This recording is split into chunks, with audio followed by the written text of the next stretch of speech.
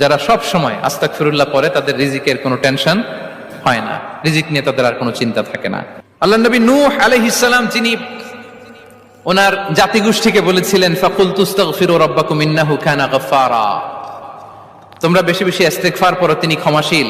ইস্তেগফার করলে কি হবে? ইউরসিলিস সামাআ আলাইকুম মিদরারা, রহমতের বৃষ্টি বর্ষণ হবে, তোমাদের জমিগুলো উর্বর হবে। ওয়া ইউমদিদুকুম বিআমওয়ালি ওয়া বানিন, আল্লাহ তাআলা তোমাদেরকে সম্পদে বারাকা দিবেন, সন্তানে বারাকা দিবেন। ওয়া ইয়াজআল লাকুম জান্নাতিন ওয়া ইয়াজআল লাকুম আনহারা, তোমাদের ফসল ক্ষেতগুলো সবুজ শ্যামল হয়ে ভরপুর হবে, তোমাদের রিজিকে বারাকা নেমে আসবে।